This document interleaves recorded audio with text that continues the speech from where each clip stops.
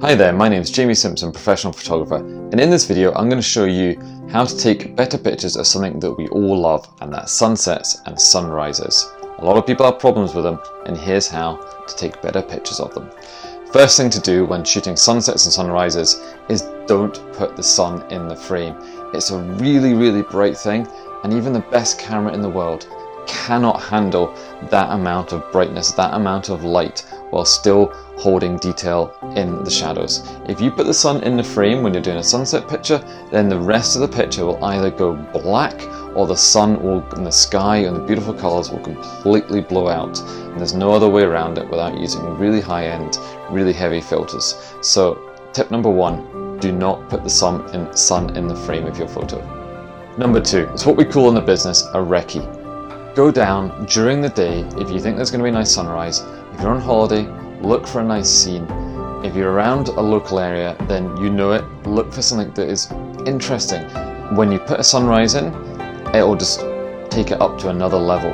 Sunrises are beautiful, they create lovely colors at sunsets, but if you do the work, you plan ahead, and you find somewhere that's going to create a nice frame, a nice scene, and then you add in a sunrise, it's going to look amazing. So don't wait until you get caught off guard.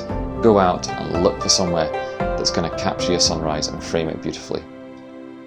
This isn't an obvious one, but it's a good one. Shoot before or after a sunset or a sunrise. So if you're going to shoot a sunrise, get there half an hour, 20 minutes before the sun comes up. If you're shooting a sunset, hang around for 20 or 30 minutes after the sunset, and the colors really richen and intensify. Once the sun dips below the horizon, stay around and you'll get beautiful tones and rich colors. If you're going to do a sunrise, get there early and before the sun comes up. That's the best time, the best exposure, the best colors. Next, when you're doing a sunrise or a sunset, put the sky. It's the most important thing. It's what we're photographing, right? So it's where all the drama is, it's where all the color is. Fill the frame with it. Mostly. You want the horizon and a little bit of foreground interest, but you want it along the bottom or the bottom third of the frame, and then fill the rest of the picture with the sky. That's where the colors are, that's where the drama is, that's where the interest and the power of the photograph is. So fill that, don't be shy with it. Tilt your camera up, or your iPhone or your phone up, and just make sure you're capturing all those lovely graduated colors in the majority of your frame. When you've got your frame, your sunset framed, what you want to do is you want to expose the brightest areas, which is why we didn't want the sun in it. So what you do is, if you're on a phone, you tap in the brightest area, and that will slightly underexpose the whole picture and richen those colors and richen those tones. If you tap down in the foreground and it's on the ground, then that's the darkest area, and it's gonna blow out everything else. And when you blow out highlights, you lose color, you lose tone, you lose richness, and you lose impact. If you want to win on your sunset picture or your sunrise picture, then expose for the sky, tap on the sky if you're on a smartphone. If you're on a camera, a compact camera or SLR, digital SLR or whatever, then make sure that your exposure point is in the sky, in the bright area. And that way, the exposure is going to be set for that main area. It's going to give you beautiful, rich colors and not going to overexpose the next. If you are using a digital camera or a smartphone, then use an HDR setting. Sunsets are contrasty scenes, even with all these steps that I've shown you. So switch on your HDR setting.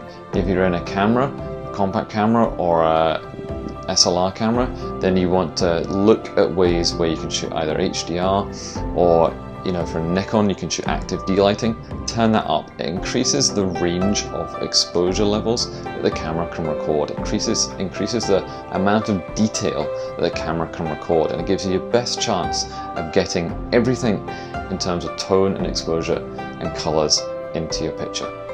So this is the last tip, and it's the pro tip. When you've recce'd your location and you've got your sunset and you've waited around, or you've got there early and you've got a picture that you're happy with, then do this. Look around the scene. I always talk about looking around anyway in scenes, makes it for good photography. Look for things that the sunset is reflected in.